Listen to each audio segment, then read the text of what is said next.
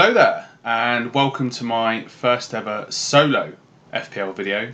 Some of you may or may not recognise me from Elite FPL, which I co-hosted in the 2018-2019 season. So what I've decided to do is just have a bit of fun with it and experiment with some of my own solo videos. So I have not looked at anything to do with FPL, believe it or not, since the game went live a couple of weeks ago. Of course, the season starts on the 12th of September, so that time bomb is ticking, and I hardly know any of the player prices as well. So as you can see, it's a very basic setup that I've got here. Obviously got my camera here, and I've got on screen now the official website for the game. I've not looked at any prices, so what I'm going to quickly do is actually have a look. I've obviously got this auto pick team set up, which is just ridiculous. I mean, I've got Lo Celso there and Richarlison's a forward. I didn't know that, so I'm just having a look at players and prices, more importantly, as well. Remember, I know some of the players. I know Aubameyang's price, Kevin De Bruyne, Ramsdale, very randomly, know his price as well. But what I'm going to do is obviously look at my own team, which isn't Barcelona, despite the shirt that I'm wearing. I'm going to have a look at Arsenal and see what prices the players are at this season and whether or not they're worth picking as well. So let's just have a little look through now. So obviously I've got Arsenal up on the screen here. First thing I can notice, obviously, Leno still at 5 million there. Some good returns last season from Leno. At the moment, Martinez obviously played the game the other day against Liverpool in the Community Shield. So that is quite a conundrum actually, because Martinez was really good towards the end of the season, making some excellent saves, and that is a bit of a tricky one actually. So we'll have to see what Arteta says before the opening game away to Fulham, which is of course the first game that kicks us off at 12:30 on the opening Saturday. Now, having a look at some other price points here for some of the other Arsenal players, the defenders, Tierney's an interesting one. Let's bring up Tierney now, just on screen here. Finished the season really strongly after the with the project restart. Having a look at the fixtures, of course, as well. So Fulham away, West Ham at home, Liverpool away, Sheffield United at home. So I would expect, in those games, so Tierney, Liverpool aside, although I know we've beaten them the last two times we played them, but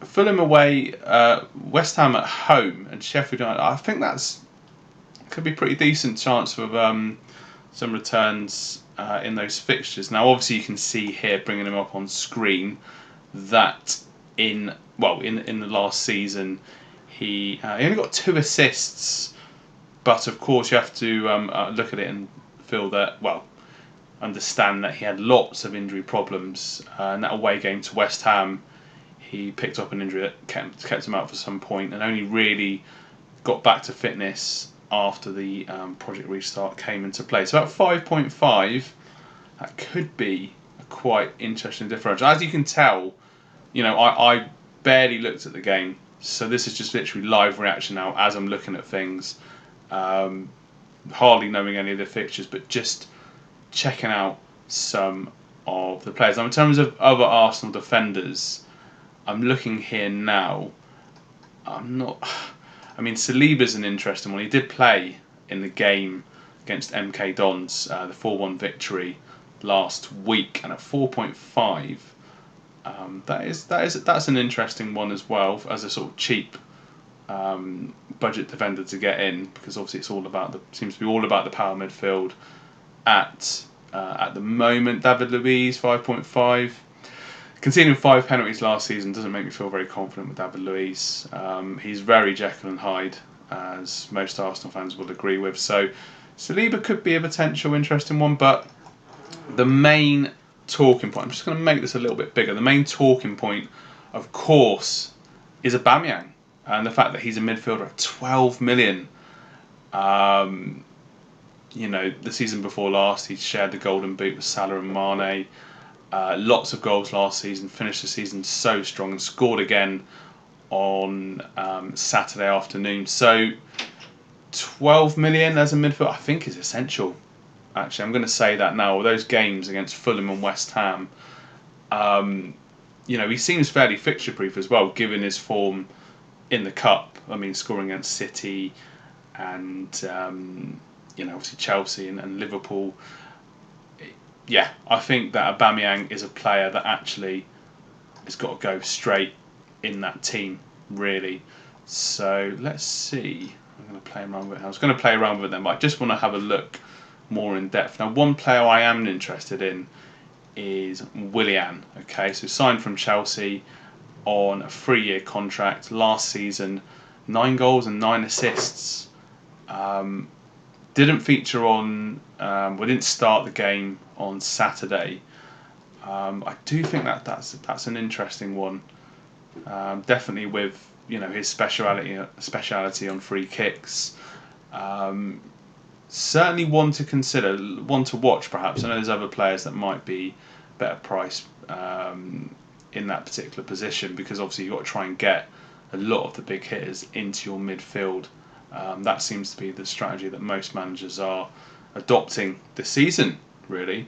But as we go further down the line, I'm just going to have a look here. I know we said Pepe. I'm not totally sold on Pepe. More from a perspective that he cost a lot of money, and let's just quickly bring it up and have a look at his returns last season. 5 goals, 6 assists. Not bad, but a very sporadic player. And as we can see here, 4 yellow cards as well across the course of the season, of course. But not somebody that I have a lot of faith in as an FPL asset, really. But hopefully he proves me wrong. So that is Pepe there. Now, looking here, we've got Bukayo Saka, who signed a new contract with Arsenal this summer. That's Shaka. Let's have a look. Saka and Shaka is quite easy to mix up, to be fair. Now, did really well in the Europa League last season and pushed on, got into the first team. Didn't score many goals, which is a problem for Arsenal from midfield, but 6 assists in there. He was a very cheap player last season to get in, and didn't feature in the cup final, but 5.5 that could present some good value, because his crossing ability and the way that he's sort of getting a partnership there with Kieran Tierney, big part of the play towards the end of last season. So Saka, definitely one to consider going forward. Okay, so I'm looking at some of the other players. A lot of young midfielders in there. Torreira, Guendouzi, that possibly will leave. Now, I am focusing on the positives of Arsenal here, but I'm not blind to the fact that a lot of our midfielders aren't very high scoring, so I'm not really going to go over these particular players because I don't think they're worth considering, basically. Forwards, Nketiah and Alexander Lacazette. Now, Lacazette last season, he has been linked with a move to Atletico Madrid. Hopefully I've said that right. This summer. That was a club that he originally was supposed to go to, but they had a transfer ban. So we managed to take advantage of that. Excuse my belly rumbling, it is lunchtime. So Alexander Lacazette last season, 10 goals, 7 assists. Not a bad return, but I do think that there are players in that price range that probably will be more reliable. I haven't looked at many of the other squads or players, but just from watching him last season, he did have a couple of purple patches when he got some goals, but does a lot of hard work and works hard for the team, but that doesn't get you points in FPL. So I don't think Lacazette is going to be making my first draft pick. I'm going on finally to Nketiah, Eddie Nketiah, that came back on loan from Leeds United halfway through the season last year. 2 goals, some goals in the FA Cup run as well. thing with Nketiah watching him is that he's still very raw, and even watching the game on Saturday, bits of the game on Saturday, that he will be out muscled. That was the case away to Aston Villa. Tyrone Mings basically just dominating him, but he does have an eye for goal. It's what you call a fox in the box, if you remember that term from Dennis Bergkamp back in 2001.